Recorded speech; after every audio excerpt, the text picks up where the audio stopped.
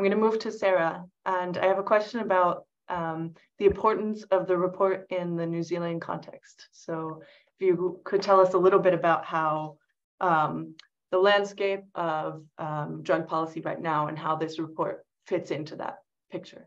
Oh, thank you, Emma, and thank you, Rita and Trish and others that have gone before. And just want to, I was going to use a Māori word there, support what you're saying about the impacts on Indigenous people, and I'll come back to that.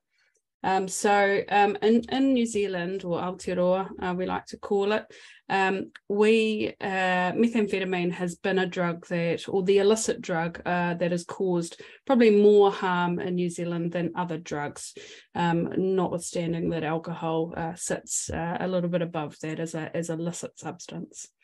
And for a long time, we've been doing the same thing and wondering why we're not getting different results, which I believe is something to do with the definition of insanity. So we really proudly co-commissioned this report with the Helen Foundation because we wanted to dig into the actual evidence, move past the stigma, move past some of the discrimination and fear that has existed alongside that substance because of its prevalence here, notwithstanding Philippa's good point that it's 1% of the population and even less that use it very frequently. But we wanted to look at the evidence. And I think a couple of the, so some of the findings weren't surprising to us, if you like, and it's just helped to hold that up. For example, there's a really fantastic program that Philippa signalled that's using a Portugal-style decriminalisation approach and focusing more on health-based solutions. We most certainly lack Māori-led treatment and interventions, given what we've all just said in terms of impact on Indigenous or Māori people. The removal of criminal penalties and that sort of thing, of course.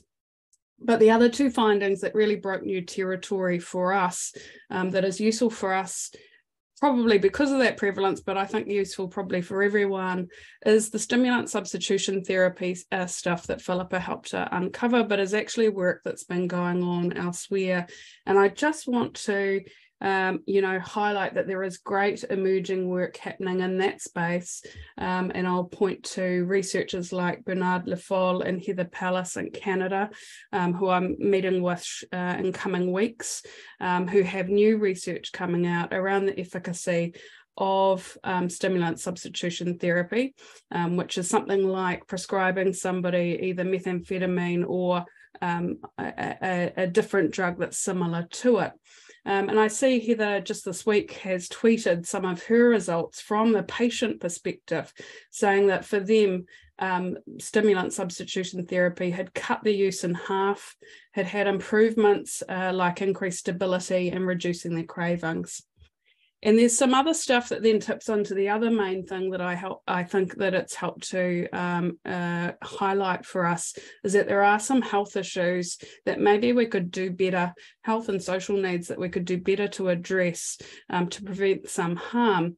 And so some of the anecdotes from people who've been involved in prior stimulant substitution therapy work and a little bit of informal stuff in clinics that I've heard from, particularly in Canada, tell us that it seems to work really well for people with ADHD.